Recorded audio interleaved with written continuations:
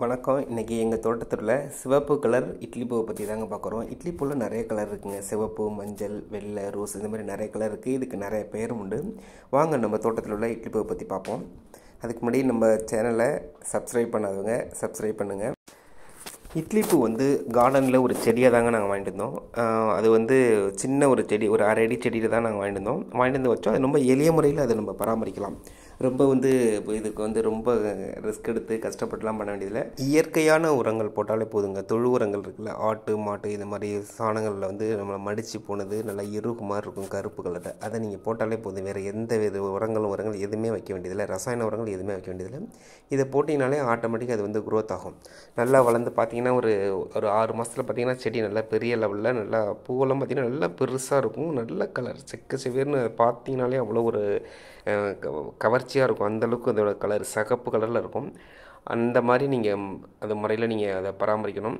இதில் நிறைய மருத்துவ பயன்கள் நிறையா இருக்குது. ரொம்ப அலட்சியமாக நினைப்பாங்க, என்னது இந்த பூ தான் அப்படின்ட்டு. நிறைய பேருக்கு இது தெரியாது. இதில் நிறையா மருத்துவ பயன்கள் நமக்கு உடல் ரீதியான பிரச்சனைகளுக்கு நிறையா இதில் நமக்கு எடுக்குது.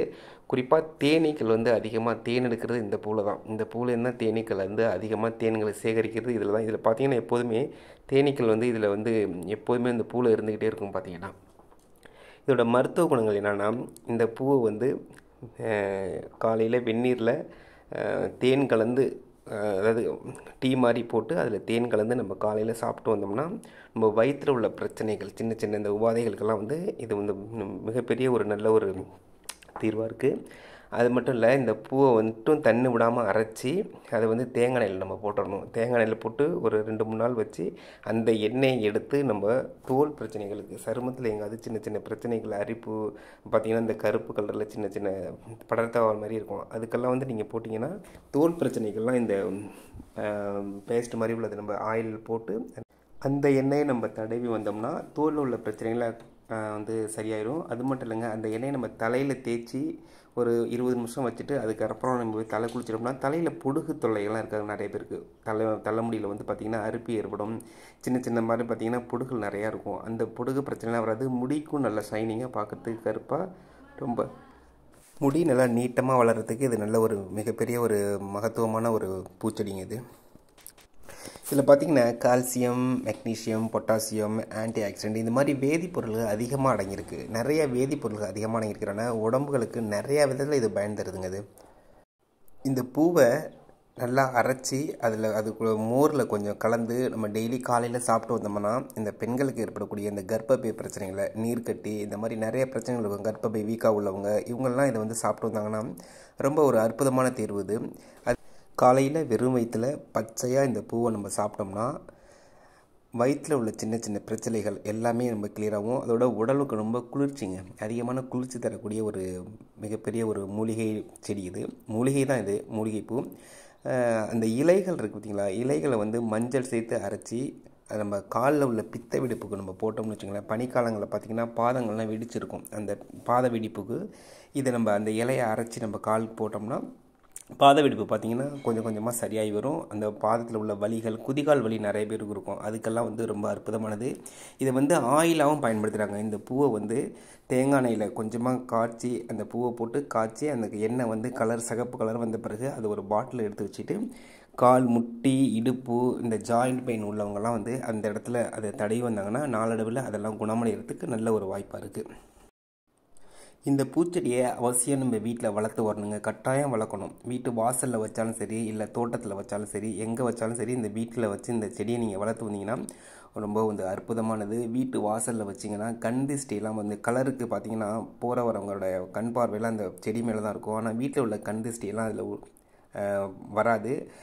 செடிகள் பார்க்குறதுக்கு அவ்வளோ ஒரு அட்ராக்டிவாக இருக்கும். வாசலில் வச்சிங்கன்னா அழகாகவும் இருக்கும். ஒரு அழகுக்கு இந்த செடியை வாசலில் வைப்பாங்க. மாடி வீடு கட்டினாலும் சரி, எந்த வீடு இருந்தாலும் சரி, வாசலில் வச்சிங்கன்னா நம்ம பார்க்குறதுக்கு அழகாகவும் பொலிவாக இருக்கும். பார்க்குறதுக்கு இந்த இடமே ஒரு சிகப்பு கலரில் பார்த்திங்கன்னா ஒரு தெய்வ சக்தி அந்த இடத்துல இருக்கிற மாதிரி இருக்கும். அந்தளவுக்கு ஒரு பவர்ஃபுல்லான ஒரு செடி இது. நிறைய மருத்துவ குணங்கள் இருக்குது. அழகுக்கு வைக்கலாம். வீட்டு வாசலில் திஷ்டிக்காக கூட இந்த செடியை வைக்கலாம். அதோடய இலைகள், பூ எல்லாமே ரொம்ப அதிகமான மருத்துவ குணங்கள் நிறைந்தது. எளிய முறையில் இதை நம்ம வளர்க்கலாம். கஷ்டம்லாம் ஒன்றும் இல்லை. ஈரப்பதம் தண்ணி மட்டும் இருந்துக்கிட்டே இருக்கணும். தண்ணி ஈரப்பதம் இருந்துக்கிட்டே இருந்ததுன்னா அந்த செடி ஒன்றுமே ஆகாது. நீங்கள் ஒரு நாள் விட்டு ஒரு நாள் நீங்கள் தண்ணி ஊற்றினா கூட அந்த பூவானது அவ்வளோ பெருசாக இருக்கும். ஒரு பூ ஒன்று பார்த்தீங்கன்னா ரொம்ப 2 கை சேர்ந்தால் அந்த அளவுக்கு பெருசாக வரும். கலர்ஸ் நல்ல ஒரு கவர்ச்சியான ஒரு கலரில் இருக்கும். ரொம்ப சூப்பரான ஒரு செடி இது. நீங்களும் இந்த மாதிரி உங்கள் வீட்டு தோட்டத்தில் இந்த செடிகளை வாங்கி நீங்களும் வளர்த்து இதில் உள்ள பயன்களை நிறைய பேருங்க ஒரு மூலிகையாக நினச்சி வளருங்க. இது வந்து ஒரு பூச்செடியாக நினச்சி வளர்க்க வேணாம், மூலிகை செடியாக நீங்கள் நினச்சி இதை வளருங்க. இதில் உள்ள மருத்துவ பயன்கள் எல்லாமே நீங்களும் இந்த பூவிலேருந்து சரி இந்த இலையிலேருந்து சரி எடுத்து நீங்களும் அதை பயன்பெறணும். நிறைய விதமான இதில் வந்து மருத்துவ பயன்கள் இருக்குது. ஆல்ரெடி நான் எல்லாமே சொல்லியிருக்கேன். நீங்கள் வந்து இந்த பூவை நீங்கள் சும்மா வைத்தா காலையிலே வெறும் வயிற்றில் சாப்பிட்டாலே போதும். அது வந்து உங்களுக்கு அதுக்குள்ளே அந்த விட்டமின்ஸ் எல்லாமே உள்ளே போனாலே ஆட்டோமேட்டிக்காக அது வந்து உங்களுக்கு வந்து அந்த உடம்புக்கு அது ஏற்றுக்கும். நிறையா பிரச்சனைகளுக்கு தீர்வாக இருக்குது. குறிப்பாக வந்து பெண்கள் அதிகமாக இதை சாப்பிட்டிங்கன்னா உங்களுக்கு உடம்புல உள்ள அந்த சின்ன சின்ன பிரச்சனைகளுக்கெல்லாம் இது வந்து மிகப்பெரிய ஒரு தீர்வாக இருக்குது. கண்டிப்பாக இதை நீங்கள் உங்கள் வீட்டு தோட்டத்தில் பாருங்கள். இது எங்கள் வீட்டு தோட்டத்தில் வளர்த்த ஒரு செடி. அது கிட்டத்தட்ட ஒரு 2-3 வருஷத்துக்கு மேலே ஆகுது இது நாங்கள் வளர்த்து. இப்போலாம் வந்து செடி நல்லா பெருசாகி பார்க்குறதுக்கு பூவும் நல்லா பெரிய பெரிய அளவில் வந்திருக்கு. நாங்கள் தொடர்ந்து அதை நாங்கள் தண்ணி தான் அதிகமாக விட்டு அடியில் தொழு உரங்கள் போட்டதுனால தான் இந்த செடி இந்த அளவுக்கு பெருசாகி இந்த அளவுக்கு பார்க்குறதுக்கு வந்து ரொம்ப ஆசையாக இருக்குது. அவள் இன்னும் கஷ்டப்பட்டெல்லாம் நாங்கள் வளர்க்கலை. தண்ணி மட்டும்தான் நாங்கள் கரெக்டான முறையில் கொடுத்துக்கிட்டு இருந்தோம் அந்த செடிக்கு. இதே மாதிரி முறையில் நீங்களும் வந்து செடியை பராமரிங்க. இந்த மருத்துவ பயன்கள் என்னங்கிறது நீங்கள் 4 பேர்கிட்ட சொல்லுங்கள். அவங்க இதன் மூலமாக பயனடைவாங்க. இந்த செடி உங்கள் வீட்டில் இருந்தாலும் உங்களை தேடி வந்து அந்த பூவை எடுத்து அவங்களுக்கு தேவையான ஒரு சில அந்த உடல் ரீதியான பிரச்சனைகளுக்கு இந்த பூவை உங்கள்கிட்ட வாங்கிட்டு போய் அவங்க அது மூலம் பயனடைவாங்க. அடுத்தவங்களுக்கும் அது ஒரு பயனாக இருக்கும். அடுத்த ஒரு வீடியோவில் பார்ப்போம். நம்ம வீடியோ பிடிச்சிருந்துன்னா மறக்காமல் சப்ஸ்கிரைப் பண்ணுங்கள். நன்றி, வணக்கங்க.